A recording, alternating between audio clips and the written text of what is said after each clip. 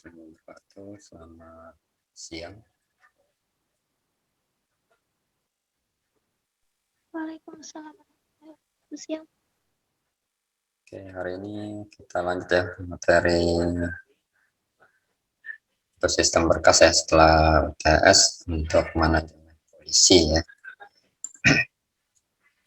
Oke, langsung saja. Jadi latar belakangnya. Jadi salah satu alasan diaplikasikannya fungsi hash ya. Jadi kemarin sebelum UTS kan sudah dipelajari ya fungsi hashing ya. Jadi yang kayak kemarin tuh ada modulus ya, ada modulus N, modulus P, ada yang fungsi hash pengkuadratan tuh ya, perkalian. Nah itu, atau mau buat sendiri fungsi hashing ya boleh juga gitu ya, nggak dipermasalahkan.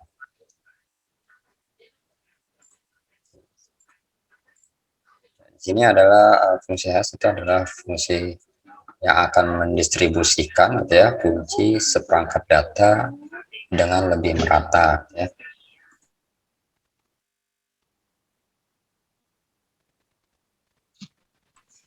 Ya, jadi maksudnya merata di sini nih semua kunci itu bisa tersimpan di media penyimpanan gitu ya. Jadi harapannya seperti itu. Dan kalau kemarin kan sudah kita pelajari itu ada istilahnya korespondensi satu ke satu, kemudian karena ada kekurangan kalau pakai korespondensi satu-satu ya. Jadi alamat tuh nomor rekaman harus sama dengan alamat ya. Jadi semakin banyak rekaman otomatis kan uh, alamat yang harus disediakan di media penyimpanan itu kan harus uh, ada juga seperti nomor rekaman tersebut ya. Misalnya nomor rekamannya sampai 1 juta ya harus ada alamat 1 juta gitu ya. Nah, untuk mendapatkan alamat 1 juta kan perlu media penyimpanan gitu ya. Kalau media penyimpanannya kecil ya otomatis kan harus kita upgrade lagi ke yang kapasitasnya lebih besar. Nah itu kan menjadi kekurangan ya. Jadi ya jadi butuh biaya lebih jadi untuk beli perangkat yang baru gitu ya. Kan nggak mungkin setiap data yang penambahan data beli perangkat baru gitu ya, kan nggak mungkin. Jadi kalau bisa dimaksimalkan perangkat yang ada, karena ada kemungkinan data-data yang sudah tersimpan sebelumnya itu uh, uh, sudah tidak dipakai lagi gitu ya. Jadi kita bisa menghapusnya atau memindahkannya di tabel yang berbeda ya untuk data. Jadi gitu ya, jadi supaya merata ya. Kemudian di sini beberapa fungsi hash itu sudah dibahas ya kemarin. Kalau tujuan tersebut tidak tercapai gitu ya, kalau ini sampai tidak merata gitu ya, jadi pembagiannya tidak merata, ada yang tidak kebagian tempat gitu ya, jadi tidak tercapai tujuan dari fungsi hash itu. Jadi salah satu strategi yang bisa diambil adalah kita mengkombinasikan beberapa fungsi sederhana dalam satu aplikasi. Jadi kita bisa kombinasikan beberapa fungsi hash ya. Jadi mungkin ada yang kayak kemarin itu kan bisa dikombinasikan fungsi apa gitu ya, dikombinasikan dengan fungsi pemenggalan. Jadi misal yang dibutuhkan hanya 3 digit ya kita penggal 3 digit gitu ya. Mungkin ya sebelumnya hasil fungsi hashnya 10 digit, tapi butuhnya hanya 3 digit ya, karena kapasitasnya terbatas sebanyak 3 digit ya. Kalau 3 digit kan 999 gitu ya. Jadi ya dipenggal gitu ya. Nah, seperti itu. Jadi bisa dikombinasikan. Di sini fungsi hash yang menghasilkan banyak polisi, itu ya. Jadi kemarin sudah pernah juga disebut ada kolisi istilahnya ya. Jadi kolisi ini adalah nilai gitu ya. Jadi nilai dari kunci yang berbeda gitu ya.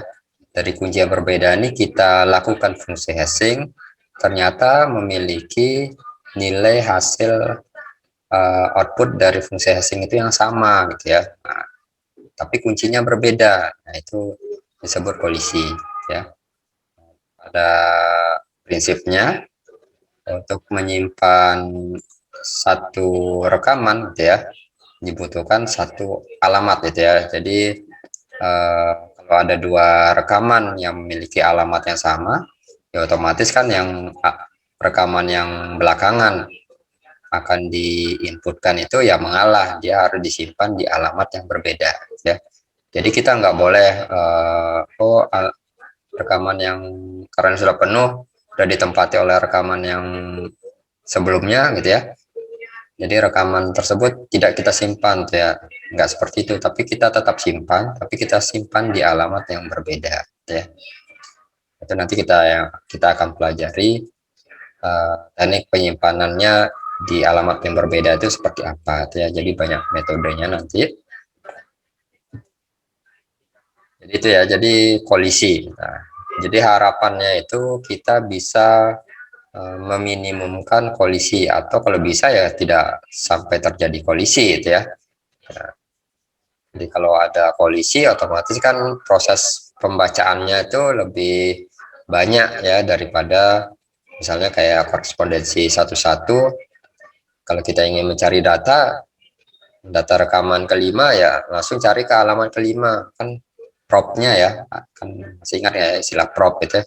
Jadi prop atau iterasinya langsung satu kali ketemu gitu ya. Nah kalau berpindah ke alamat yang berbeda kan pasti lebih dari satu prop ya.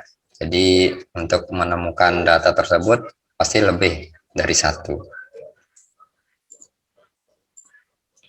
gitu ya. Jadi kalau bisa jangan terjadi kolisi gitu ya. Cuma kan kadang-kadang kan kita nggak bisa menghindari adanya kolisi ya gitu. Kemudian fungsi menghasilkan banyak kolisi atau sinonim itu dikatakan sebagai memiliki klaster primer ya. Jadi klaster primer ini ya tempat penyimpanan alamat yang dimana propnya nilainya satu gitu ya. Jadi langsung tertuju seperti korespondensi satu-satu. Nanti ada klaster ini sekunder gitu ya, atau seller nanti istilahnya, nanti seller nanti kita lihat di belakang di slide berikutnya. Kemudian makin sedikit jumlah kolisi, makin baik fungsi hashing tersebut ya. Jadi harapannya ya semakin kecil kolisinya ya, sehingga fungsi hash itu ya dikatakan baik gitu ya. Karena makin sedikit waktu yang diperlukan untuk melihat tempat-tempat yang berbeda. Jadi langsung tertuju ke datanya, rekamannya tersebut gitu ya. Jadi nggak perlu cari pindah-pindah ke alamat-alamat yang berikutnya gitu ya untuk mendapatkan rekaman yang ingin dicari ya. Perlu kan untuk melihat tempat-tempat yang berbeda dalam rangka menemukan rekaman yang diinginkan, dan juga akan mempertahankan prop atau akses terhadap penyimpan agar mendekati satu gitu ya. Jadi propnya itu harapannya satu gitu ya. Nah, jadi jangan lebih dari satu gitu ya. Kalau lebih dari satu ada kemungkinan dia hasil penempatannya itu tidak di output perhitungan fungsi hashnya gitu ya. Ada kemungkinan dia dipindahkan di alamat yang berbeda ya. Di sini meminimalkan jumlah prop itu pembacaan rekaman merupakan isu yang sangat penting gitu ya, mengingat bahwa berbagai aplikasi komersil pada umumnya memiliki volume data yang sangat besar ya, sehingga data tersebut harus disimpan dalam penyimpanan luar atau secondary storage atau auxiliary storage ya. Kemudian beberapa cara yang dapat ditempuh untuk mereduksi kolisi itu adalah mengganti fungsi hashnya ya. Nah misalnya ya bisa saja kalau kita pakai fungsi hash modulus misalnya, oh ternyata terjadi banyak kolisi gitu ya. Ya karena terjadi banyak kolisi kita coba ya, pakai fungsi hash yang pengkuadratan, ternyata hasil kolisinya lebih sedikit ya. Nah, atau kolisinya tidak terjadi sama sekali. Nah, itu kan jadi bisa kita ganti menggunakan fungsi pengkuadratan misalnya yang lebih baik ya, yang memiliki kolisi lebih sedikit atau tidak ada kolisi yang terjadi. Ini beberapa cara yang dapat ditempuh untuk mereduksi sudah atau dengan mereduksi faktor packing gitu ya. Jadi di sini ada istilah faktor packing. Faktor packing ini suatu berkas adalah perbandingan antara jumlah rekaman yang disimpan dalam berkas dengan kapasitas berkas penyimpanannya ya. Kita tuliskan dalam rumus seperti ini. Faktor packing atau FP, jumlah rekaman yang disimpan ya. Misalnya kalau jumlah total lokasi penyimpanan ini misalnya dalam satu harddisk itu ya kita bayangkan misalnya seperti array ya kan, laci-laci ada indeks 0, indeks 1, indeks 2. Nah, misalnya laci yang disediakan itu ada 100 ya. Sedangkan jumlah rekaman yang disimpan tuh hanya 50 gitu ya. Jadi 50 dibagi 100. Nah, itu kan jadi ya setengah gitu ya, 0,5 gitu ya. Nah, faktor packingnya 0,5. Di sini faktor packing gitu ya, atau istilah lainnya ada densitas packing, ada faktor loading gitu ya. Di sini mengukur utilitas penyimpanan gitu ya. Faktor packing itu berbanding lurus dengan jumlah kolisi gitu ya. Jadi kalau semakin besar faktor packing, nah biasanya kolisinya semakin besar juga gitu ya. Nah, misalnya tadi kan 50/100, 0,5. Kalau mendekati misalnya 0,8, yaitu pasti kolisinya lebih banyak daripada yang di 0,5 ya, jumlah kolisi yang terjadi gitu ya. Ya kalau bisa faktor packingnya 0,1 ya bagus gitu ya. Nah, jadi kolisinya makin sedikit gitu ya. Nah, itu jadi berbanding lurus ya. Jadi nilai faktor packing meningkat, maka kolisi akan lebih sering terjadi gitu ya. Atau sebaliknya. Kemudian kalau kita lihat ya, di sini kolisi pada umumnya akan naik secara cepat, nah, secara drastis akan naik gitu ya. Itu biasanya kalau faktor packingnya itu melebihi 90% gitu ya. Jadi kalau kita hubungkan 90% kan ya 90/100 gitu ya. Jadi jumlah rekamannya ada 90, jumlah total lokasi penyimpanannya ada 100 misalnya. Nah, kan ada sisa 10 rekaman yang masih bisa ini ya, 10 alamat yang masih bisa dipakai untuk rekaman yang lainnya gitu ya. Nah, tapi kan faktor packingnya kan 90% gitu ya, 90/100 atau 0,9. Nah, itu biasanya tetap ini untuk kolisinya itu semakin besar gitu ya, semakin besar. Jadi kalau kita lihat ini grafiknya ya, jadi misalnya media penyimpanannya besar gitu ya, jadi kapasitasnya misalnya sampai 1 tera lah gitu ya, misalnya datanya hanya sedikit gitu ya, datanya sedikit ya, ada kemungkinan kan di sini ya, jadi ada kemungkinan kolisinya semakin kecil gitu ya. Nah, sedangkan kalau media penyimpanannya sudah kapasitasnya kecil gitu ya, datanya banyak, ya ada kemungkinan kolisinya pasti meningkat drastis gitu ya. Jadi semakin tinggi kolisi, semakin banyak kolisi yang terjadi. Ya. Kemudian resolusi kolisi ya. Mengubah fungsi hashing atau mengurangi faktor packing itu akan dapat mengurangi jumlah kolisi ya. Tetapi pada umumnya tidak akan mengeliminasi kolisi tersebut ya. Jadi tetap terjadi kolisi ya. Jadi tidak mengurangi kolisi tersebut. Ya, oleh karena itu diperlukan suatu prosedur untuk menempatkan sinonimnya ke posisi lain. Jadi sinonim ini hasil fungsi hash yang sama gitu ya. Nah, misalnya kunci antara kunci 5 dengan kunci 7 gitu ya. Misalnya hasil fungsi hashnya itu adalah 003 gitu ya, sama-sama 003. Jadi kunci 5 hasil fungsi hashnya 003, kunci 7 hasil hashnya 003 gitu ya, sinonim jadi namanya gitu ya. Itu dipindahkan ke posisi lain, ke alamat yang berbeda ya, bila kolisi memang benar terjadi. Yang menjadi tujuan utama metode resolusi kolisi atau manajemen kolisi itu adalah bagaimana sih menempatkan rekaman sinonim tersebut ya pada lokasi yang supaya gitu ya, supaya propnya itu minimum gitu ya. Nah, kalau bisa ya mendekati 1 propnya ya. Jadi propnya ya aja. Kalau propnya sudah 5 gitu ya, ya ada kemungkinan 5 kali perpindahan alamat gitu ya. Jadi trackingnya 5 kali. Jadi proses propnya lebih lama lagi gitu ya. Jadi harapannya propnya itu ya nggak mendekat, ya nggak jauh dari 1 gitu ya harapan. Di sini perlu diingat bahwa prop adalah akses ke lokasi yang berbeda gitu ya. Jadi kita mencari ke tempat yang berbeda, ke alamat yang berbeda. Di sini salah satu penyelesaian yang dapat dilakukan adalah memberikan penunjuk pada lokasi rekaman sinonim ya. Bila terjadi sinonim jamak ya pada suatu home address. Nah, home address ini kan istilah dari apa? Output dari fungsi hash yang kita pakai gitu ya.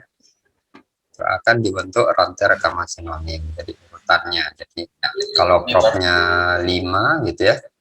Jadi nanti kalau apa? Ya propnya 5 nanti rantai sinonimnya itu ada 5 urutan gitu ya. Seperti itu. Nah, di sini kita lihat contohnya. Misalnya ada rekaman R1, R2, R3. Kalau kita menggunakan fungsi hash ya, misalnya di sini hasil output fungsi hashnya itu menghasilkan home address, nilainya adalah R gitu ya. Jadi indeks ke R. Ya, kondisi tersebut mengakibatkan terjadinya perebutan lokasi. Nah, rebut-rebutan nih R1, R2, R3. Rebut-rebutan ingin disimpan di alamat R gitu ya, di indeks R. Nah, prinsipnya kan alamat tuh hanya bisa menyimpan 1 rekaman ya. Biasanya itu ya rekamannya sudah tersimpan lebih dulu ya dia yang tersimpan gitu ya. Untuk rekaman berikutnya yang home addressnya sama ya mengalah, harus pindah ke alamat yang berbeda gitu ya. Kemudian jalan keluarnya adalah rekaman R1 itu menempati home address R gitu ya. Kalau kita lihat gambarnya, misalnya di sini. Nah, ini R ini adalah hasil fungsi hashnya ya. Jadi disimpan di R1 disimpan di R gitu ya. Otomatis kan R2, R3 nggak bisa disimpan di R gitu ya. Nah, sehingga perlu disimpan di alamat yang berbeda. Nah, ini kan alamat yang berbeda ini. Misalnya ada alamat S, ada alamat T.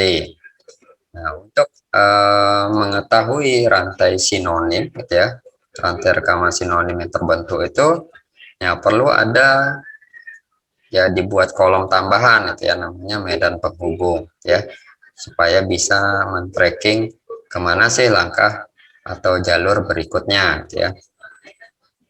Misalnya dari R1 ya, R1 nah, nanti ada metodenya, nanti ini macam-macam metodenya. Ini kalau kita lihat ini dia increment 2, jadi penambahan 2 alamat gitu ya. Jadi 2 alamat S gitu ya, nanti R2-nya disimpan di S. Nah, di sini di bagian alamat R ini untuk medan penghubung ini ditulis S gitu ya. Supaya nanti bisa diketahui habis R1 nanti cek ke S gitu ya, ke alamat S. Oh, alamat S itu isinya apa? Isinya R2 ya. Nah, kalau ingin mencari R2 ya berarti kan butuh 2 prop gitu ya. Pertama dia cari dulu ke hasil fungsi hashnya, home address di awal. R2 kan hasil fungsi hashnya kan R gitu ya. Dia cari dulu di R. Ternyata bukan R2. Kemudian dia pindah ke S, cari di S. Ternyata R2. Nah, kan butuh 2 prop untuk menemukan R2. Nah, ini ada R3 lagi. R3 ya nggak mungkin lagi disimpan di S ya, karena sudah ada R2 gitu ya. Nah, karena increment 2 disimpan di T ya, misalnya T. Sini dikasih medan penghubung T supaya nanti habis R2 nanti tolong dicek ke alamat T gitu ya. Nah, di alamat T ini baru disimpan R3. Nah, ini untuk simbol apa pangkat ini yang kalau kita tulis kayak aritmatika kan pangkat ya, atau istilahnya kalau di sistem berkas ini penunjuk nol gitu ya. Jadi notasi ini adalah akhir dari rantai sinonim gitu ya. Jadi kalau kita tuliskan urutan rantainya, jadi nanti R gitu ya, nanti S, mana TS, kemudian T gitu ya, T, nah, sampai ya tanda pangkat gitu ya, tanda pangkat. Nah, seperti ini. Nah, itu urutan rantai sinonimnya. Jadi tanda pangkat ini atau penunjuk nol ini ya sebagai akhir dari penanda sebagai akhir dari rantai sinonim tersebut ya. Nah, kalau ingin mencari suatu rekaman, kalau dia masuk di rantai sinonim ini tidak ditemukan gitu ya. Nanti ditemukan terakhir penunjuk nol, ya udah langsung ada perintah, misalnya ada pesan data tidak ditemukan, ya data tidak ada, misalnya seperti itu. Gitu ya. Nah, kita lihat metodenya. Yang pertama itu adalah collected hashing, atau biasa kita pakai istilah LISCH gitu ya. Ada let insertion standar collected hashing ya. Di sini salah satu algoritma yang mengadopsi rantai sinonim itu adalah collected hashing. Algoritma collected hashing ini dimaksudkan sebagai metode resolusi yang menggunakan penunjuk untuk menghubungkan elemen-elemen dari sebuah rantai sinonim. Jadi penunjuk, ya, medan penghubung ini jadi penunjuknya, gitu ya.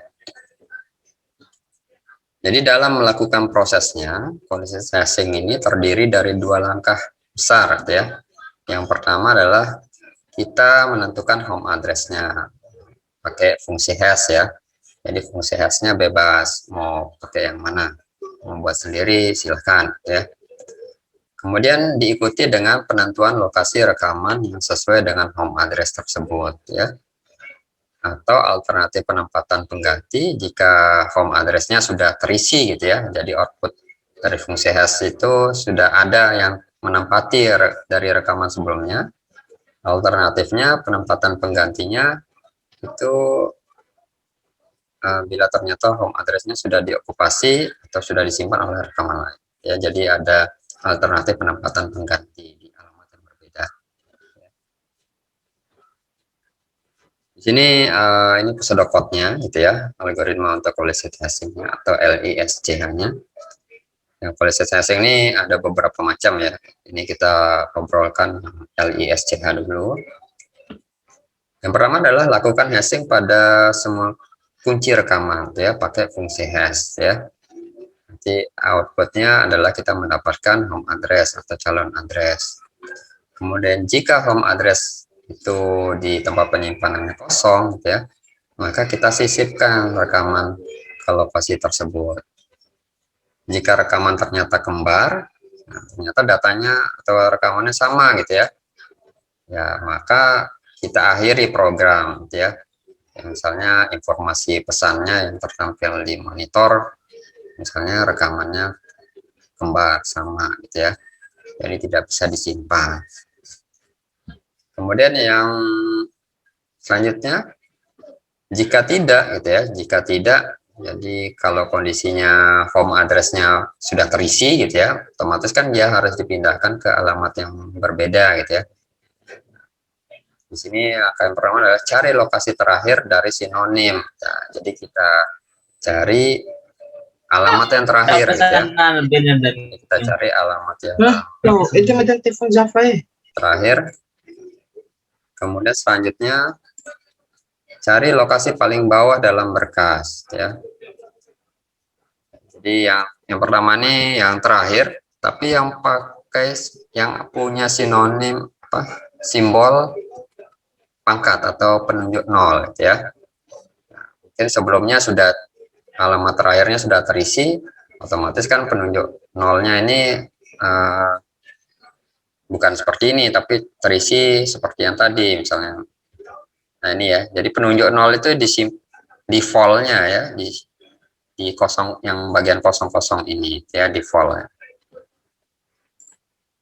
Tapi kalau sudah terisi, nanti ada seperti ini, ada S, ada T, sudah nggak bentuk penunjuk 0 lagi. Kemudian berikutnya cari lokasi paling bawah dalam berkas ya, atau yang memiliki alamat paling besar. Jika tidak ditemukan, akhiri program, berarti berkasnya sudah penuh, ya alamatnya sudah terisi semua, tidak ada tempatnya lagi untuk menyimpan data. Yang ketiga, sisipkan rekaman ke dalam lokasi yang kosong yang teridentifikasi dan atur medan penghubungnya ya. Rekaman terakhir dalam rantai sinonim. Jadi medan penghubung ini kita tulis S, T atau yang lainnya gitu ya. Kalau berupa indeks angka ya angka gitu ya, nilai medan penghubung.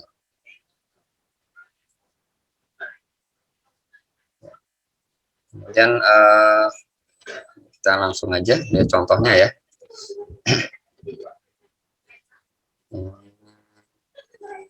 Contoh yang berbeda ini, contoh lanjut yang tadi ya. Ini ada rekaman R4, misal fungsi hashnya adalah S ya. Tadi kan R1, R2, R4 kan R ya, hasil fungsi hashnya. Ternyata kalau yang R4 nih hasilnya S ya. Nah, S ini ya nanti dia disimpan di ini ya, disimpan di alamat yang berbeda, misalnya di sini increment 2. Nanti ya nama indeksnya apa di sini misalnya RSTU, nah, misalnya U. Nanti ya diarahkan gitu ya, R4-nya nanti diarahkan. Oke, nanti kita lihat ini contohnya ini aja, population hashing. Nah, misalnya di sini ada kasus ya, nah, ada kasus. Jadi contohnya datanya sederhana aja. Jadi jumlah datanya hanya 7. Ya, nanti bisa diterapkan untuk prinsipnya sama ya untuk kalau jumlah datanya yang semakin besar ya. Misalnya di sini ada kunci 38, 51, 40, 61, 83 gitu ya. 24, 60 ya. Untuk kapasitasnya ya. Jadi alamat yang disediakan oleh media penyimpanan itu ada 11 kalau array itu ya laci gitu ya, ada 11 indeks gitu ya. Nah, tapi kalau sedangkan rekamannya kan ada hanya 7 saja ya. Berarti ada kemungkinan ada berapa ya? Ada 4 ya, 4 alamat yang kosong gitu ya. Ada 4 alamat yang kosong. Di sini kita lihat misalnya fungsi hashnya, nah contohnya di sini pakai modulus ya, kunci mod 11. Nah, kalau mau pakai perkalian ya bisa, pembagian kita di sini contohnya aja, jadi kita lihat contohnya pakai kunci mod n ya. Jadi n itu kan kapasitasnya ya, kapasitasnya. Nah, kapasitasnya adalah 11. Nanti kalau kapasitasnya 12 ya kunci mod 12 gitu ya. Nanti kalau kapasitasnya 13 gitu ya, nanti kunci mod 13. Nah, modnya kan juga ada yang bisa pakai ini ya, bilangan prima gitu ya. Nah, bisa di mana-mana lah gitu ya. Nah, misalnya di sini adalah kunci mod 11. Di sini sudah dihitung gitu ya. Nah, kita langsung aja nanti proses hitungnya ya sudah ya sama seperti yang sudah kita pelajari di pertemuan sebelumnya ya. Langsung aja kan 38 mod 11. Nah, sisanya berapa gitu ya. 38 bagi 11 kan sekitar 3 ya, 3,3 an ya. 3 sekian. Nah, 3 kali 11 kan 33. 38 kurang 3 ya 5 gitu ya. Nah, 51 bagi 11, 51 mod 11, 51 bagi 11 ya 4 gitu ya, 44, 51 kurang 44, 7 gitu ya, ya dan seterusnya. Nah, gitu ya cara hitungnya ya. Nah, kemudian di sini kita beranggapan di sini adalah array dari media penyimpanan gitu ya, array dari media penyimpanan. Nah, sini untuk defaultnya ya Medan. Jadi kita buat dua kolom. Satu adalah rekamannya, nanti berisi kuncinya ya, kunci tadi 38, 51, 40 ya. Di sini saya kasih ini aja ya biar nanti nggak bolak-balik slide-nya, saya simpan di atas nih. Yang dibutuhkan itu nanti kita menghitung prop-nya dari setiap kunci itu berapa ya. Defaultnya ini dulu karena belum ada rekaman ya masih kosong gitu ya medan penghubungnya, jadi pakai penunjuk 0 ya. Nah, di sini saya ringkas saja, saya biar nggak bolak-balik ini ke slide-nya, saya taruh di atas. Jadi kunci 38 ya, hasil fungsi khasnya adalah 5 ya. Nah, karena 5-nya kan masih kosong, ya udah dimasukkan aja 38 ya. Kemudian selanjutnya kita lihat yang kunci kedua ya, 51 ya. 51 fungsi khasnya adalah 7, addressnya 7. Nah, disimpan di 7 karena 7-nya kita lihat yang di B dulu ya, masih kosong. Kalau yang C kan sudah disimpan 37 ya. Sudah disimpan yang 51. Yang B ini kan untuk indeks 7-nya masih kosong ya, langsung aja masukkan 51 gitu ya. Nah, jadi tidak perlu menggeser atau berpindah ke alamat yang berbeda. Masih sesuai dengan hasil home address-nya ya, fungsi khasnya. Sekarang 40 fungsi khasnya 7 ya. Nah, 7 ternyata 7 sudah disimpan. Sudah ada kunci 51. Nah, jadi kan nggak mungkin 51 mengalah gitu ya. Yang mengalah kan yang kunci rekaman yang baru datang gitu ya. Nah, 40 ini ya mengalah. Nah, seperti tadi bisa dapat untuk LISCH atau processing yang ini itu disimpan di bagian yang akhir ya. Yang ini ya. Nah, yang A ini kan cari yang bagian akhir dan ada penunjuk 0 ya. Nah, kalau kita lihat yang bagian akhir yang indeks 10 kan masih penunjuk 0 ya. Jadi 40 tuh nanti kunci 40 tuh disimpan di indeks 10 ya, indeks 10 seperti ini ya. Dan jangan lupa dikasih informasi di medan penghubung dari yang ini ya, di 7 ya, supaya dari kunci 51 itu nanti diarahkan ke alamat 10 ya, untuk mengecek kunci berapa yang ada di 10 ya, gitu. Jadi ada rantai sinonimnya gitu ya. Jadi habis dari alamat 7 dia ke alamat 10 ya. Kemudian kunci 61. Nah, kita lihat nih di 6 ya.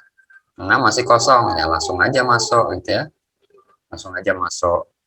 Kemudian kunci 83. 83 ada di 6 juga. 6 sudah terisi 61 ya. Nah, dia harus mengalah pindah ke alamat yang berbeda.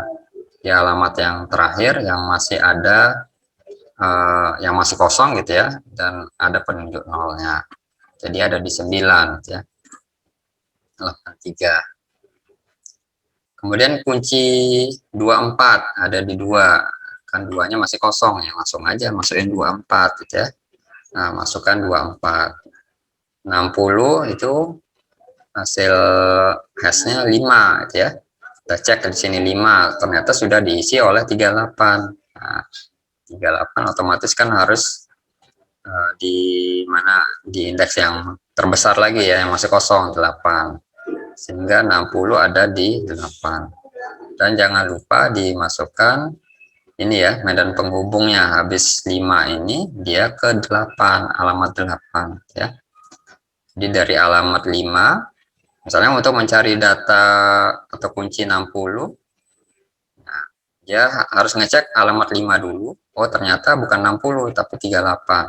Nah, nanti diarahkan ke alamat 8. Alamat 8 data atau rekamannya 60 gitu ya. Oh, ternyata sesuai gitu ya, nanti ketemu ya. Saya di sini lupa ya, seharusnya tadi sekalian hitung propnya ya, hitung propnya. Jadi yang pertama karena 38 masih kosong, propnya 1 ya. Sini ke 51 karena masih kosong, 1 juga. 40 karena dia dipindahkan di akhir kan. Dia ngecek dulu di 7 baru ke 10 ya. Nah, jadi butuh 2 prop. Ya, jadi kalau 61 di 6 masih kosong ya tadi ya, 1 prop. Kemudian 83 karena sudah ada 61 ya disimpan di alamat yang berbeda, butuh 2 prop ya. Kemudian 24 ini masih kosong ya di 2 ya, sehingga langsung propnya 1. 60 itu 5 ya, karena sudah tersimpan 5 ini. Jadi ke 8 tuh 60 sama, berarti butuh 2 prop ya.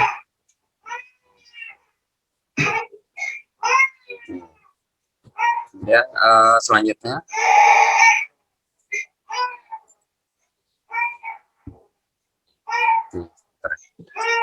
oke, langsung dari nilai tadi ya kita hitung total propnya ya. Total propnya kita hitung, sini 1 tambah 1 tambah 2 4 tambah 1 5 tambah 2 7 tambah 1 8 tambah 2 10 ya, 10. Nah, sehingga total propnya 10 dibagi, jadi hitung prop rata-rata itu adalah prop totalnya berapa, 10 dibagi jumlah rekamannya ada 7 ya. Nah, 10 bagi 7 kira-kira 1 komaan ya. Nah, yang bagus tuh propnya kan 1 ya, nah, mendekati 1. Kemudian misalnya nih ada penambahan data baru lagi ya. Data barunya adalah data 20 dan 94 ya. Nah, untuk fungsi fungsi hashnya menghasilkan, untuk yang 20-nya hasil hashnya 9, 94 itu adalah 6 ya. Nah, kita masukkan dulu data yang 20 di 9, kita cek 9. Oh, sudah ada data 83 gitu ya. Nah, 83 ini sudah ada. Nah, karena sudah terisi, otomatis kan kita harus simpan di tempat yang lain ya. Nah, 20. Ini kita di sini disimpan di 4. Kita lihat yang sebelumnya. Nah, 4-nya kan masih kosong ya. Nah, 4-nya masih kosong, sehingga 20 tadi disimpan di 4. Dan yang 83 ini untuk medan penghubungnya diarahkan ke 4 ya. Nah, 83 4 ya, ini supaya ada rantai sinonimnya. Kemudian 94 sekarang, 94 ini adalah 6 ya. Ternyata sudah diisi oleh 61 gitu ya, 61. Kemudian kita telusuri, habis 61 itu dia ke 9. 9 ini adalah 83 ya. Jadi nggak bisa disimpan 94 ini disimpan ke 9 karena sudah ada 83. Kita cek lagi ke 4 ya, 4 ternyata sudah diisi oleh 20 di alamat 4 ya. Nah, di alamat 4 ini kan nanti sinonimnya langsung penunjuk 0. Nah, sehingga bisa di tambahkan gitu ya. Kita cari alamat yang kosong berikutnya ya. Di 3 ya, 3. Berarti 94 itu disimpan di 3. Dan untuk yang di 20 tuh jangan lupa medan penghubungnya kita kasih 3 gitu ya. Jadi habis alamat 4 nanti cek ke alamat nomor 3 ya. Jadi hasil proses penyimpanan kunci rekaman tadi itu seperti ini jadinya ya. Jadi nggak mesti urut gitu ya. Jadi tergantung dari fungsi hashnya ya. Nah, ini kan kalau kita lihat nih 24, 94, 20 kan nggak urut ya. Seperti itu. Nah, untuk jumlah propnya tadi, kalau yang 20 itu kan berapa ya? 2 prop ya. 2 prop. Kalau yang 94 nih pindah-pindah ya. Jadi awalnya 6 sudah ada. Di 6 ke mana nih? 9. Nah, baru 2 prop. Ternyata sudah ada ya. Keempat. Di 4 sudah ada juga 3 prop. Cari tempat yang baru gitu ya, 4 prop. Jadi untuk menyimpan 94 butuh 4 prop ya. Jadi buat 20-nya 2 prop, 94-nya 4 prop. Jadi 6 ya. Jadi tambahkan 10 tambah 16 ya, 16 dibagi jumlah rekamannya ada 9 ya, karena ada tambahan 2 kunci rekaman ya. Jadi 16/9 ya. Jadi ini ya 16/9 propnya. Nah, jadi hitung aja ya, sekitar 1 komaan juga ini ya, 1 komaan. Kemudian faktor packing untuk berkas yang terakhir adalah 9/11 atau 0,81 ya.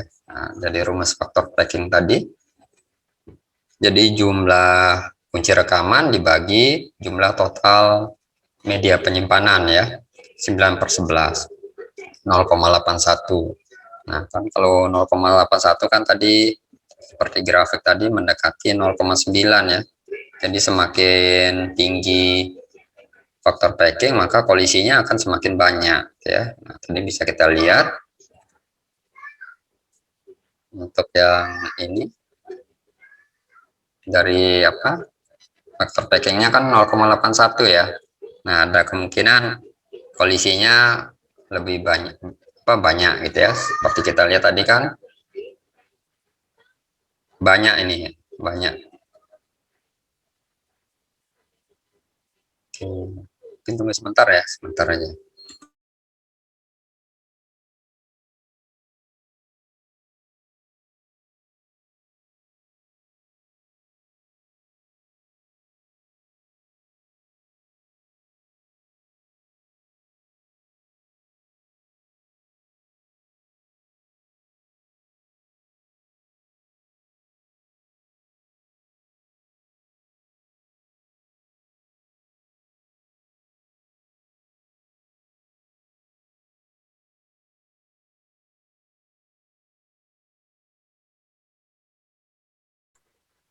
Oke, lanjut ya.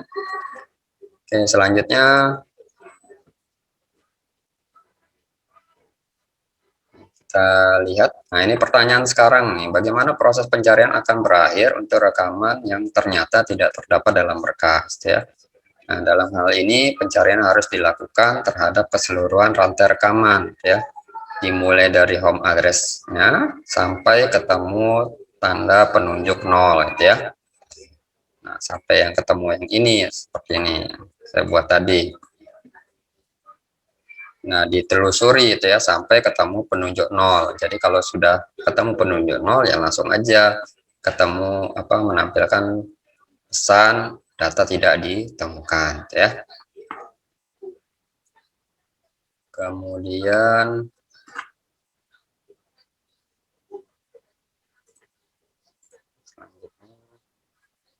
nah, yang berikutnya yang koleksi testing berikutnya ada LICH dan EISCH gitu ya.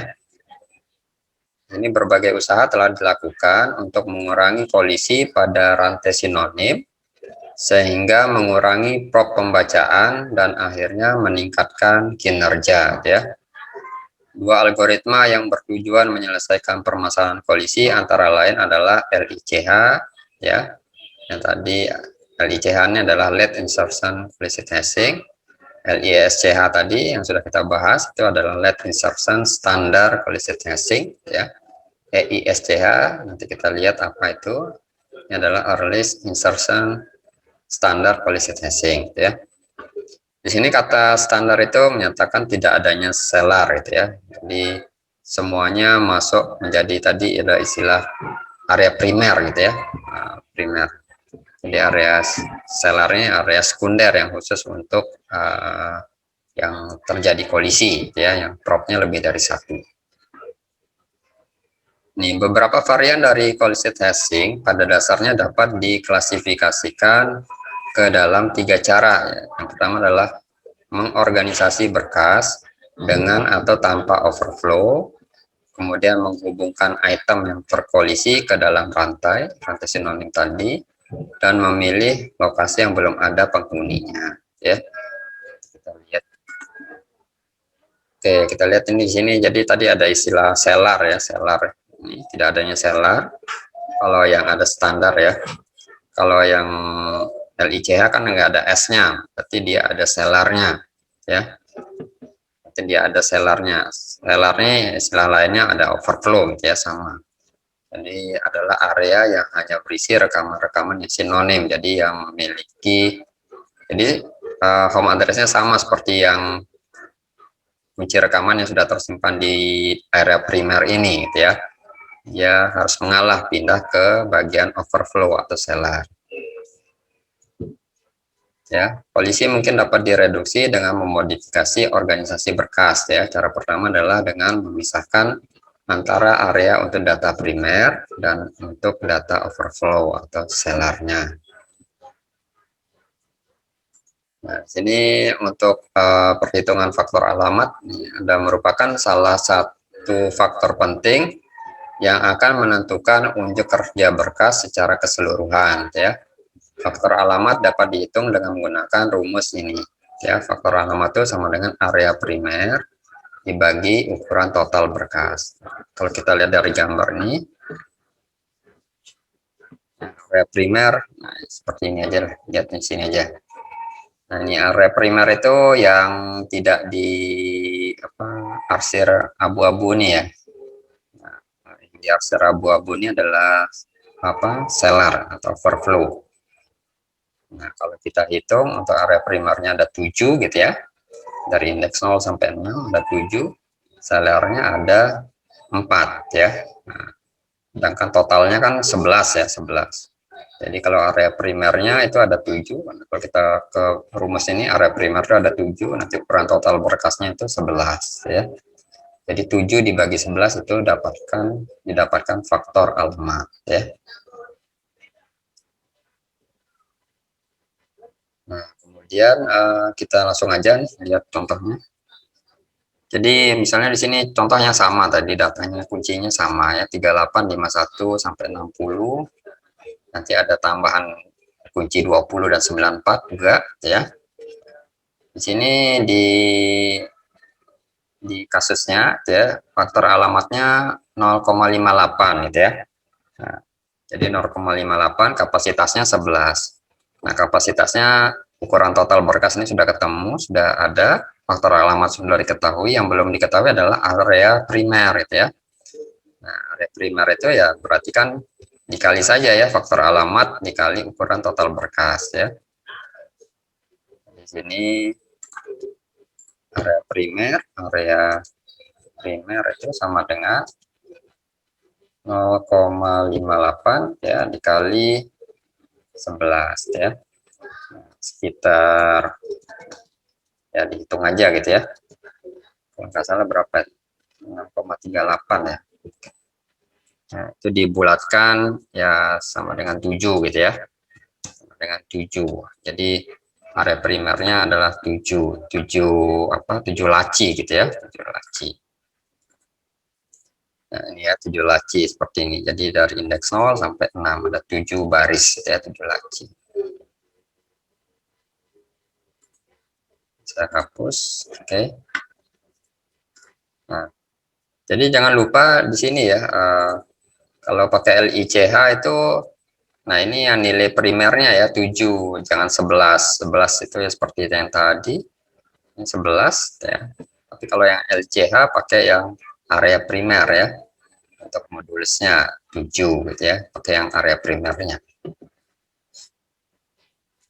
Kemudian nah, kita lihat karena dia kolisi asing ya prinsipnya sama gitu ya. Jadi dia disimpan di akhir gitu ya. Disimpan di akhir.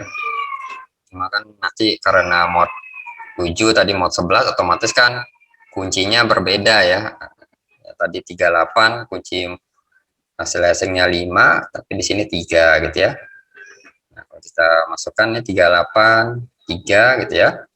Masih kosong ya. 51 ada di 2, 2-nya masih kosong, masuk aja gitu ya. 40 di 5, 5-nya masih kosong, masuk aja 40 gitu ya. Jadi propnya 1, 61, 5. Ternyata sudah ada isi di terakhir ya, 61. Jangan lupa medan penghubungnya, propnya 2 ya. 83, 83 ini berapa? 6. Nah, masih kosong, langsung aja propnya 1. Jadi kalau langsung tersimpan ya 1 gitu ya, 1 prop. 24 3 ya. 24 tuh 3 sudah terisi ya. Nah, simpan di bawah. Jadi 2 prop ya. 2 prop. Kemudian 64. Nah, 4-nya masih kosong, masuk aja propnya 1. Kemudian apa? 20 ya, 20 di 6 ya, di 6. Kita lihat 6 sudah disimpan oleh 83. Disimpan 83 ya, simpan di 8 ya, berarti pindah di alamat yang berbeda. 8 propnya 2. 94 3 ya. 94 3 kita cek 3. Oh, ini belum masuk yang ini ya, yang sini kita lihat nih 3 itu sudah disimpan oleh 38, berarti 94-nya nah, di sini disimpan di 7 ya.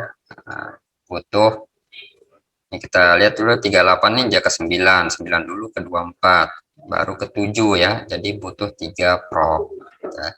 Nanti ditotalin aja nih propnya apa nih, 3 5 6 7 6 8 9 ya, 11 14 ya. 14 dibagi jumlah rekaman 9, 14/9 ya. Nah, 14/9. Kemudian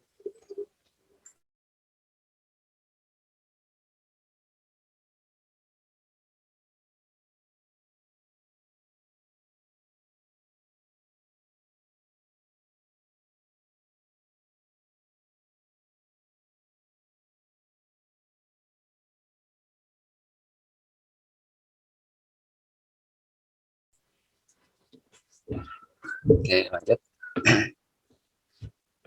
Kemudian yang EISCH itu ya, EISCH. Jadi ada standar, berarti tidak ada selar ya, ada S-nya. Nah, di sini yang apa ya perlu diperhatikan gitu ya. Jadi di sini teknik lain untuk teknik EISCH. Nah, ini ada ini kalimat yang penting ini. Ini menyisipkan rekaman baru pada posisi rantai sinonim tepat sesudah rekaman yang disimpan pada home address ya.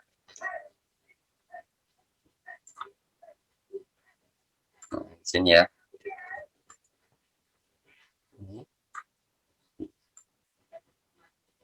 Jadi kalau dia sama ya, jadi nanti dia disisipkan ya, disisipkan ke rekaman yang baru pada posisi rantai sinonim ya yang sudah ada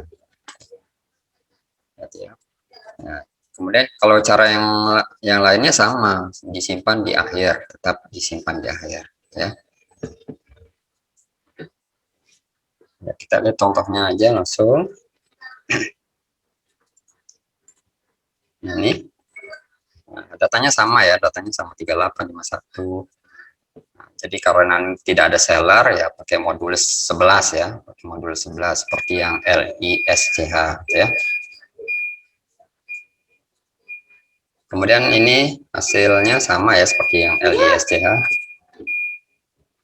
Ya, kemudian ini kita lihat nih 38 disimpan di 5 ya. Propnya 1 ya langsung. 51 disimpan di 7. Nah, tadinya masih kosong kan, langsung aja disimpan yang 1. Propnya 1. 40 disimpan di 7 ya. Ternyata sudah ada 51, pindah ke 10 40. Jangan lupa medan penghubungnya ditulis habis 7 ke 10 ya. Berarti butuh 2 prop.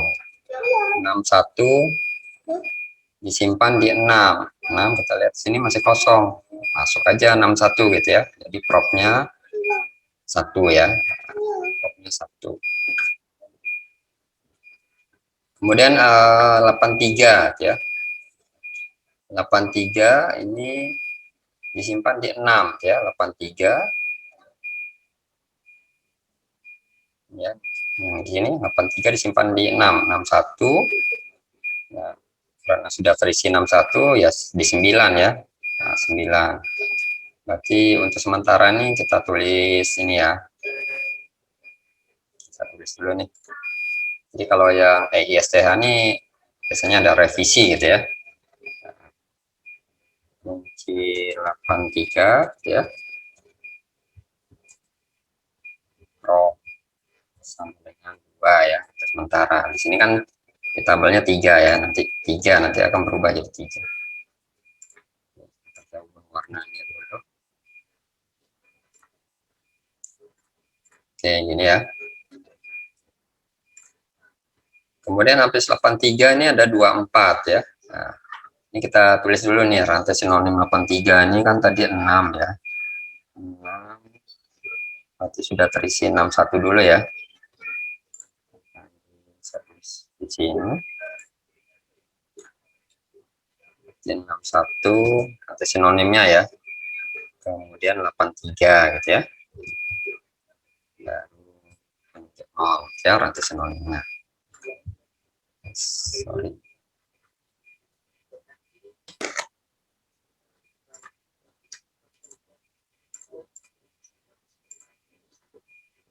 Ganti warnanya dulu. Oke ya. Jadi ini yang kanan nih rantai sinonim ya. Rantai sinonim. Kemudian habis 83 24 ya. 24 tuh disimpan di 2. Di sini kita lihat 2-nya masih kosong ya, simpan aja 24 ya, propnya 1. Kemudian 60 ya. 60 di 5. 60 itu di 5 ya. 5-nya sudah ada ya, 38. Otomatis disimpan di 8 ya. Jadi habis 5 ke 8. Di sini meter penghubungnya 8.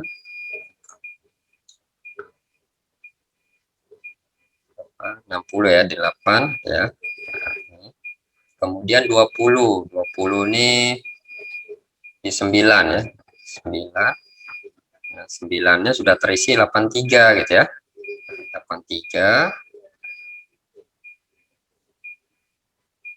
Nah, tadi 20 ya, 20 ke 9 ya. 20 sudah terisi ke 83. Nanti diarahkan ke yang kosong di sini dulu ya, kita lihat. Yang kosong itu adalah 4. Nanti 83 ya. 83 ke 4 ya, 4. Nah, seharusnya di sini ditulis 4 nih ya, di sini 4. Nah, ini lupa ditulis ya, di sini 4 ya.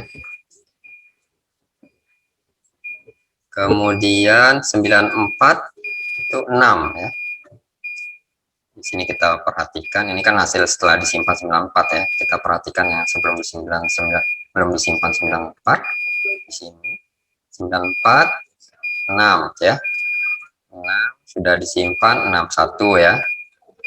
61 kemudian diarahkan ke 983 gitu ya. Kemudian kosong gitu ya. Tapi kalau yang EISCH gitu ya. Nah, tadi ada kalimat yang tadi ya. Kalimat yang tadi itu disisipkan ke rekaman baru pada posisi rantai sinonim ya, tepat sesudah rekaman home address-nya ya. Nah, home address-nya tadi kan 946 ya.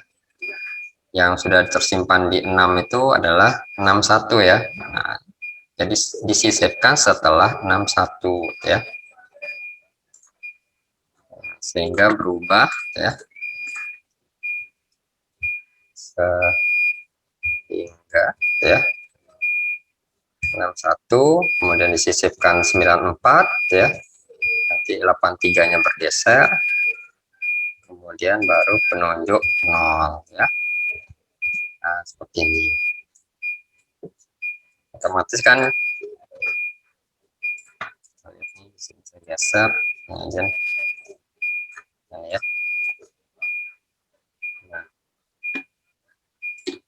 Nah, sehingga tadi yang 83 kan awalnya 2 ya. Nah, karena 61 langsung ke 83 2 prop.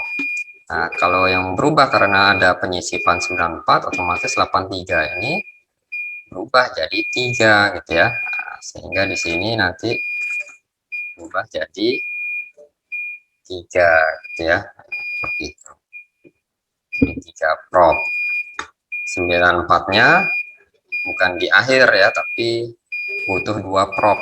Habis 61 baru 94. Nah, sehingga kita lihat di sini propnya 2 untuk 94 ya. Oke.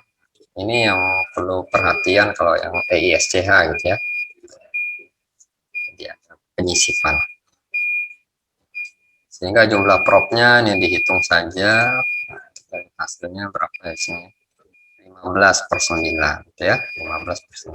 Di sini 83-nya propnya 3 bukan 2 lagi. Ada perubahan gitu ya. 94-nya 2. Oke. Saya hapus dulu. Oke, lanjut yang berikutnya, progressive overflow. Nah, ini sudah berbeda lagi dengan collision testing ya, progressive overflow. Ini kerugian utama penggunaan collision testing adalah diperlukan penyimpanan tambahan ya untuk medan penghubungnya. Jadi setiap melakukan collision testing kita harus menyediakan ruang tambahan untuk medan penghubung ini ya. Jadi medan penghubung ini. Jadi ada 2 kolom, itu kan butuh ruang penyimpanan lagi kan gitu ya. Nah, sedangkan kalau yang di progressive overflow, nah, jadi dia cukup satu rekaman aja, satu baris saja. Medan penghubungnya enggak, ya. Ini dianggap satu ya. Ini untuk perhitungan langkahnya aja ini ada 3, tapi tetap satu media penyimpanan, satu bagian ini aja, ya. Jadi tetap dianggap satu bagian ini saja, ya. Yang lainnya ini sebagai penjelas saja setiap langkah-langkahnya, ya. Oke, kita lihat dulu sebelumnya. Ya, bila penyimpanan tambahan tersebut tidak tersedia, maka penghubung yang sifatnya fisik tidak dapat disediakan, ya. Sehingga perlu pertimbangan teknik resolusi kolisi. Jadi ini ada nama yang salah ketik gitu ya, kolisi ya. Kalau ketemu kolusi ya berarti kolisi gitu ya maksudnya ya. Yang menggunakan suatu bentuk konvensi untuk menentukan kemana selanjutnya rekaman harus dicari. Salah satu bentuk konvensi yang sederhana adalah penggunaan overflow yang progresif gitu ya, atau disebut probing secara linear ya. Sesuai namanya, bila lokasi yang akan ditempati telah terisi, maka dilihat lokasi selanjutnya ya, apakah masih belum terisi. Jadi pindah ke alamat yang berbeda. Nah, kalau tadi yang policy tracing itu pindah ke alamat yang terakhir ya, yang masih kosong, alamat yang paling besar gitu ya, yang masih kosong paling bawah gitu ya. Tapi kalau yang untuk yang progressive overflow itu dia pakai increment ya, increment 1. Ya, jadi pas tepat di bawahnya, alamatnya tepat di bawah home address yang sudah terisi ya. Hal tersebut dilakukan terus-menerus sampai diperoleh lokasi kosong untuk menempatkan rekaman ya. Pertanyaan muncul adalah apakah yang terjadi bila hasil pencarian dihadapkan pada alamat tertinggi atau akhir berkas ya.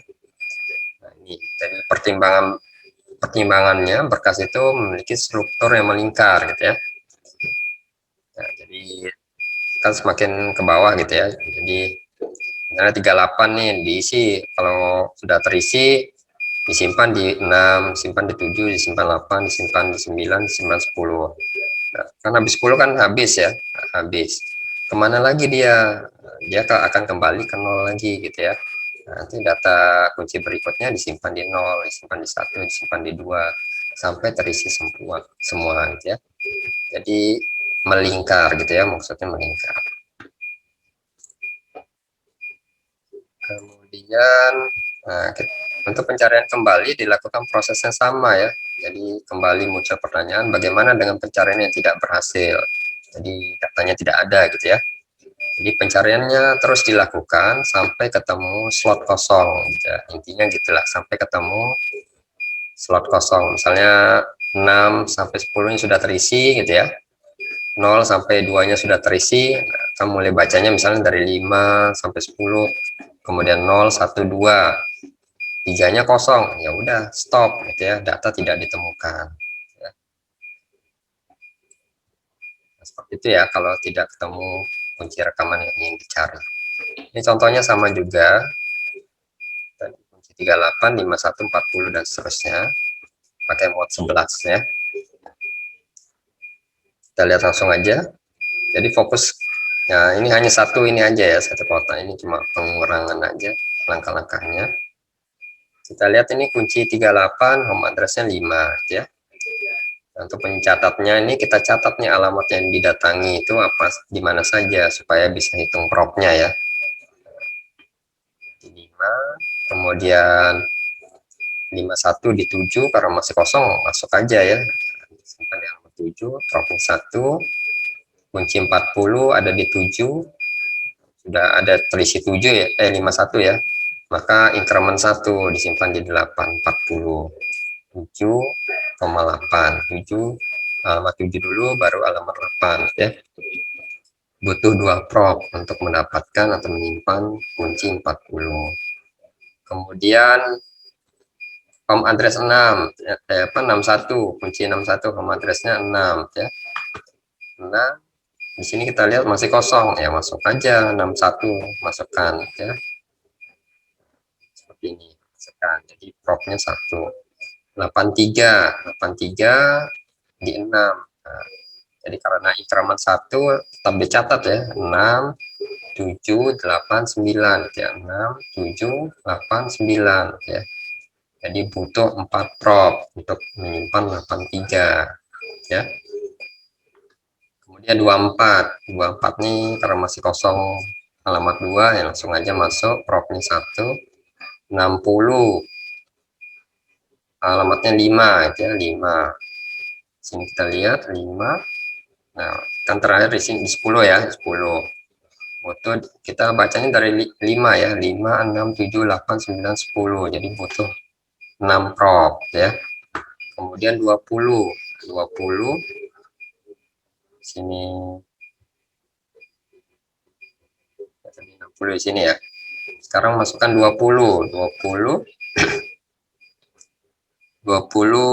nah, di sini lupa nih dikasih ditulis 60 ya di 10 nya. 20 nya karena sudah 20 nya berapa, 9 ya, 9 10 gitu ya, udah terisi, kembali ke atas ya, melingkar siklus ya 20. Jadi tulis 9 10 0 ya, propnya 3 ya. 94 ada di 6 ya, 6 7 8 9 10 0 1 ya. 6 7 8 9 10 0 1, butuh 7 prop.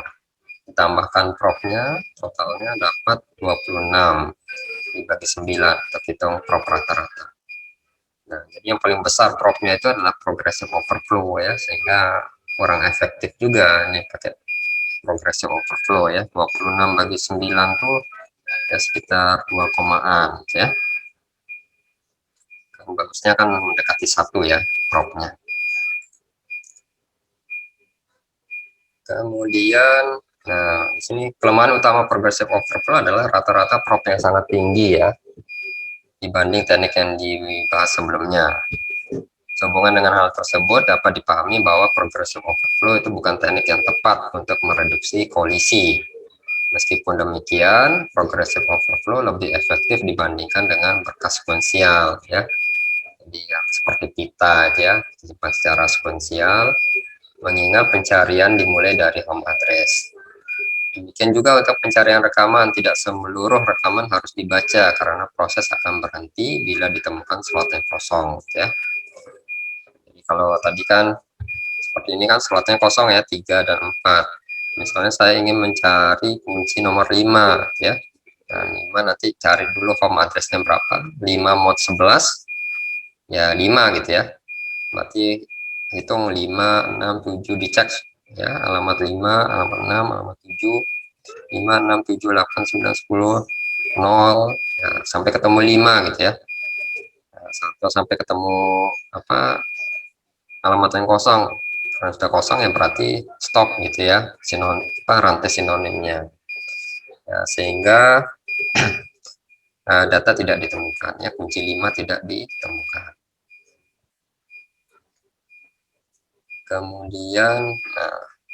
Kemudian untuk menghapus rekaman tuh bisa juga kita pakai pakai ini ya, ada tombstone. Nah, ini pakai simbol diamond hitam. Pokoknya ditandai ya, supaya pada saat mencari, misalnya saya ingin mencari kunci 94 ya.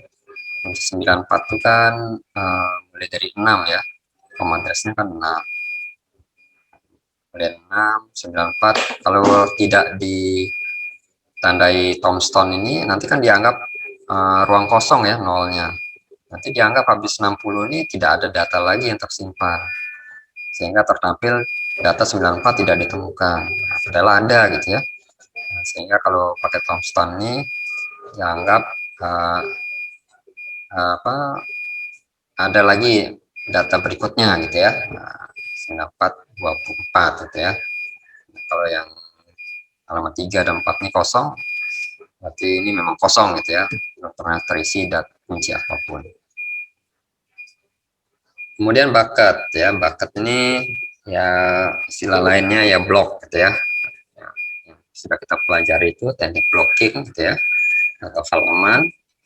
Jadi untuk bedanya dengan progressive overflow, tadi kan kalau yang progressive overflow itu kan hanya satu bagian aja ya, satu kolom aja, satu kolom. Kalau bucket atau blok itu bisa banyak kolom gitu ya. Nah, kemarin kan ada istilah blocking faktor atau faktor blocking ya. Nah, kira-kira berapa jumlah rekaman yang bisa disimpan dalam satu blok gitu ya. Misalnya di sini di dalam satu blok itu bisa disimpan 2 rekaman, kunci 1 dan kunci 2 gitu ya. Di alamat yang sama gitu ya. Kita lihat di sini. Ini langsung aja ya. Ini contohnya masih sama. 38 di address 5 masukkan ya. 51 di 7 masukkan kunci 1 ya, kolom 1. Kemudian 40 kunci 7 address 7, kunci 1 udah penuh tapi kunci 2 masih kosong, jadi masukkan gitu ya. Jadi tetap nggak pindah ke alamat yang berbeda, tetap di 7 gitu ya. Kemudian 61 masih kosong 6-nya, dan dimasukkan aja gitu ya. Kemudian 83 kunci 2-nya masih kosong di 6, masukkan gitu ya. 24 di 2 masukkan, 60 di 5, di kunci 1 sudah ada ya terisi 38, tapi di kunci 2 masih kosong, masukkan di sini berapa, 60 ya, 60 ya. Kemudian 20 ada di 9 ya, masukkan aja gitu ya. 94 ada di 6, 94 tuh sudah terisi 61 dan 83. Ini increment satu lagi ya, pindah ke 7, dicek lagi, oh 7 sudah penuh kunci 1 dan kunci 2, pindah ke 8. Jadi 94 disimpan di 8. Propnya ada berapa? Dihitung dari 6, 7, 8, ada 3. Nah, totalin propnya 11 ya. Kira-kira bakat ini yang propnya kecil gitu ya dibandingkan teknik yang lain. Nah, seperti kemarin kan sudah dibahas, teknik blocking itu lebih efektif dibandingkan yang non teknik blocking ya. Nah, yang terakhir ini adalah pembagian linear ya. Nah, bedanya untuk yang pembagian linear dengan yang progressive overflow, ya tetap satu ya, tetap satu seperti ini, satu kolom gitu ya. Kemudian tapi yang membedakannya itu adalah kalau yang progressive overflow itu kan incrementnya satu ya, tapi kalau yang pembagian linear ini incrementnya itu variabel, bisa berbeda-beda dari setiap kunci ya. Ada rumusnya untuk menghitung incrementnya itu, loncatannya itu berapa, ini bisa pakai rumus yang H2 atau H2 aksel gitu ya. Ini bisa dipakai mana-mana gitu ya. Tapi kalau penggunaannya ya, kalau untuk perhitungan manual manusia gitu ya, kalau pakai komputer itu di sini dijelaskan kalau perhitungan pakai komputer itu, nah kalau yang H2 gitu ya, dia memerlukan 2 operasi pembagian ya. Jadi kunci dibagi P dulu ya, kan satu pembagian. Modulusnya kan bagi juga ya. Karena untuk mendapatkan sisa bagi kan kita bagi dulu, baru dapat sisa bagi. Jadi untuk H2 ini ada dua proses pembagian. Nah, perlu diketahui operasi pembagian kalau di komputer itu operasinya relatif lebih lambat dibandingkan penjumlahan, pengurangan, perkalian ya. Sehingga kalau pakai komputer mungkin sebaiknya pakai yang H2 aksa, rumus H2 aksa ya, karena eh, perhitungan pembagiannya itu hanya satu ya, hanya satu pas di sini kunci mau bagi atau modulus P kurang 2 ya, sisanya kan tambah penjumlahan, itu bisa lebih cepat. Itu ya kalau H2 aksa ini yang cocok buat yang pakai komputer gitu ya, hitung pakai aplikasi atau ya komputer ya. Kalau hitung manual ya kita agak kesulitan pakai yang rumus H2 aksa, lebih mudah yang di atas ini ya, pembagian kunci bagi P modulus P itu lebih mudah bagi kita manusia menghitung secara manual ya. Sehingga nanti ke depannya ini kita pakai yang rumus H2 ya untuk perhitungannya.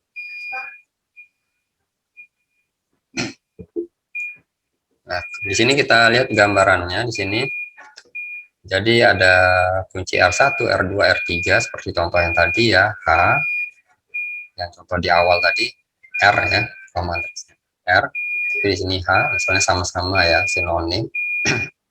Nah, tapi dia incrementnya nggak mesti sama gitu ya, jadi bisa berbeda-beda antara R2 dan R3. R1 kan tetap di H ya, R2-nya misalnya pindah di sini, R3-nya di sini. Incrementnya beda-beda. Nah, kemudian perlu dihindari ya, kalau kita apa jumlah ini ya, baris laci-laci ini tidak boleh uh, genap gitu ya, jadi harus ganjil. Kenapa genap, nggak boleh genap gitu ya, nanti akan berulang. Nanti misalnya nih sini ada kasus, misalnya ini ada 8 laci ya, dari indeks 0 sampai 7, kemudian yang sudah terisi itu ada indeks 0, 2, 4, dan 6 ya, yang diarsir abu-abu. Kemudian ada data baru ya, ada data baru, ini home address-nya 0 dan incrementnya 2 ya. Home address-nya 0, oh ternyata sudah disimpan, kita cek ya, misalnya ada data baru nih, mau disimpan di home address 0, tapi sudah ada kunci yang lain, otomatis kan increment 2 ya, increment 2 pindah ke 2, ternyata di 2 sudah ada 2 lagi, di 4 ya, sudah ada 4 tambah 2, 6, sudah ada increment 2 kan 7, kembali lagi ke atas ya, 0, sudah ada. Nah, jadi looping ya, sudah terisi semua gitu ya, jadi anggapannya sudah tidak ada tempat lagi, padahal alamat 1, alamat 3, alamat 5, alamat 7 ini masih kosong gitu ya. Itu yang sebaiknya banyaknya laci ini ya harus ganjil gitu ya, supaya menghindari seperti itu. Jadi ada looping yang berkelanjutan ya, nggak berhenti gitu ya, looping terus gitu ya. Nah, ini untuk langkah-langkahnya. Ini kita, kalau dia ketemu ini ya, jadi ini kita hitung dulu mod 11. Kalau dia ketemu ini kan sama nih ya, jadi sinonim 51 kan sudah disimpan di 7, otomatis kan 40 kan nggak bisa disimpan di 7 ya. Nah, perlu kita hitung incrementnya pakai rumus H2 tadi ya, pakai rumus H2 tadi. Nah, ini kita masukkan di sini, kita lihat di sini. Oke ya, kita lihat di sini ada kunci 38, masih contoh yang sama ya. 38 disimpan di 5, kosong ya, masuk aja, tidak perlu dihitung H2-nya ya. Kalau yang kira-kira akan dipindah ke alamat yang berbeda baru dihitung H2-nya. ya. 51 ada di 7 ya, masih kosong, masukkan aja gitu ya, dropnya 1. 40 ada di 7. Nah, 7 sudah diisi 51, otomatis kan harus pindah ya. Nah, pindahnya increment berapa, dihitung H2-nya ya. Kita lihat H2-nya untuk yang 7, ini rumusnya. Tadi kan ini ya, kunci dibagi P modulus P ya. Nah, kuncinya 40 bagi P-nya berapa tadi, 11 ya, modulus 11. 40 bagi 11, 3 ya, 3 komaan ya, 3, kemudian diambil bulatnya gitu ya, angka bulat 3 mod 11 ya, 3 mod 11 itu ya 3 gitu ya, lebih mudah hitungnya. Nah, 3 mod 11 3. Pokoknya intinya kalau hitung mod ini kalau angka sebelumnya di bawah yang 11 ini misalnya, ya hasilnya dia sendiri gitu ya. Nah, itu kan lebih enak kalau manusia menghitungnya. Jadi 3 mod 11 ya 3, 7 mod 11 7, 2 mod 11 2, dan seterusnya gitu ya. Kecuali kalau 12 mod 11, nah kan kita bagi dulu ya, 12 bagi 11 1 ya, 1 komaan. Nah, 12 1 kali 11 11, 12 kurang 11 ya 1 gitu ya, seperti itu. Kemudian didapatkan incrementnya 3 ya, 3. Kita lihat untuk yang berapa tadi, 40 ya. Loncatnya 3, 1 2 3. Nah, dia ada di 10 ya. Nah, 10 40. Nah, sehingga ditulis, jangan lupa ditulis nih, dia lalui alamat mana saja nih, rekaman mana saja, 7 kemudian 10 ya. Nah, kemudian jadi enggak seperti tadi ya, 7 8 9 10 enggak, karena increment 1, tapi ini increment 3, 7 10 ya. Nanti propnya adalah 2 ya. 61 sama addressnya 6 yang kosong, masukkan aja gitu ya. 83 sama addressnya 6 juga. Nah, sudah ada 61 ya tadi ya, sehingga kita hitung H2-nya ketemu 7 ya, 7. Incrementnya 7 dari 6 ya, 1 2 1 2 3 4 5 6 7. Nah, ketemu di berapa ini, 2 ya, 2. Tulis ya, 6 2 gitu ya. Kemudian 24 di 2 udah diisi 83 ya. Nah, perlu dihitung H2-nya, incrementnya 2 kali ya, 1 2, berarti 24-nya ada di baris indeks keempat ya. Nah, ya. Kemudian 60 ada di 5. 60 ada di 5. Kita lihat 60 sudah terisi 38. Kita hitung H2-nya, increment 5 ya. Kita tulis, yaitu 1 2 3 4 5. Sudah ada 40 ya. Kita tulis ini 5 10. Hitung lagi increment 5 ya, 1 2 3 4 5. Ada 24 di 4, tulis 4. Loncat lagi increment 5, 1 2 3 4 5. Nah, 9 ya. Jadi 5 10 4 9. Propnya 4 ya. Kemudian 20 tadi 60 ya, disimpan di 9, sekarang 20 29 ya. Nah, 9 ternyata sudah diisi 60 gitu ya. Kita hitung H2-nya 1 ya, 1 increment 1 berarti ya dihitung ini ya, 9 10. Oh, mulai dari sini 9 10 0 ya, masih kosong, berarti kita masukkan 20, 9 10 0. Propnya 3.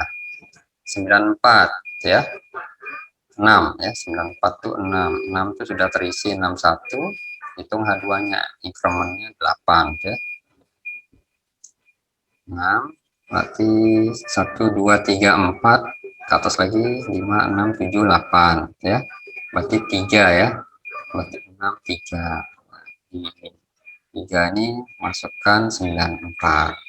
Nah, hitung propnya dibagi rata-rata dapat prop rata-rata ya. Prop rata-ratanya sekitar 18/9 atau 2 prop ya.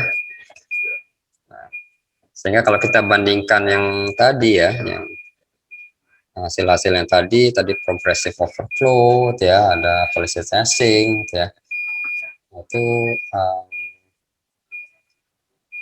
ini di sini nggak dimasukkan ini ya, blok. Sebenarnya blok itu lebih ini ya tadi ya, lebih kecil propnya ya, 11/9 kalau nggak salah. Oke, mungkin itu saja materinya. Kira-kira ada pertanyaan untuk manajemen polisi. Jadi data yang ada tuh kita nggak hapus ya, tapi kita simpan di tempat yang berbeda. Gimana? Ada pertanyaan?